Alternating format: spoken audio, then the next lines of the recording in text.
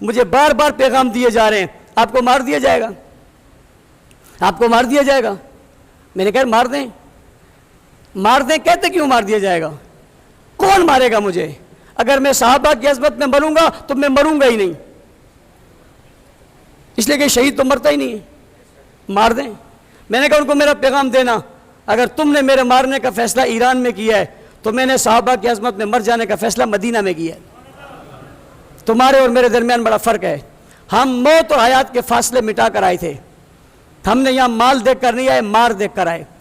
ہم نے لوگوں کو کٹتے ہوئے دیکھا، ذبح ہوتے ہوئے دیکھا، قربان ہوتے ہوئے دیکھا، خون میں لت پت دیکھا، 4 جنازے اٹھائے، یوں نہیں آئے، یہ سب ہم نے دیکھا ہے۔ میں نے اپنے کندھوں پہ سینکڑوں جنازے اٹھائے ہیں، ایک ایک گھر سے 4 بھائیوں کے جنازے اٹھائے۔ میں نے واپس پلٹنا ہوتا میں اسی دن پلٹ جاتا۔ میں نے ہر شہید کے سرانے کھڑے ہو کر پھر سے عزم کیا، تم چلے گئے ہو، میں تم سے 1000 بار کم ہوں، میں بھی چلا جاؤں گا، مگر صحابہ کی عزت سے باز۔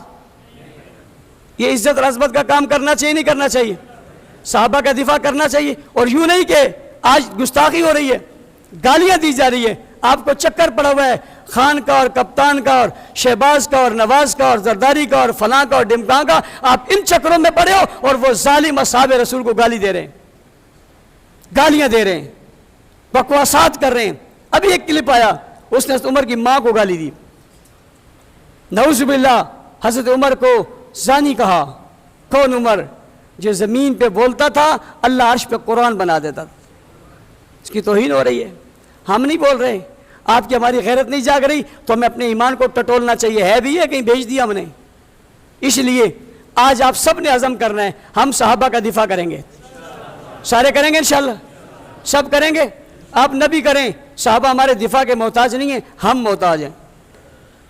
ہم نبی کریں، صحابہ ہمارے محتاج نہیں ہیں، ہم محتاج ہیں۔ دوسری بات، ہم کسی سے صحابہ منوانا نہیں چاہتے، ہم بکواسات رکوانا چاہتے ہیں۔ کوئی یہ کہے جی آپ ہم سے منوانا چاہتے ہو، ہم ایرے غیرے نتھو خیرے یہودی نصرانی سکھ عیسائی کافر سے نہیں منوانا چاہتے، صحابہ کو صرف مسلمان مانتے ہیں، کافر لیکن گالی کوئی نہ دے، کافر و مسلمانوں گالی کی گنجائش نہیں ہے، ان کے ذریعے ہم تک ایمان پہنچا ہے۔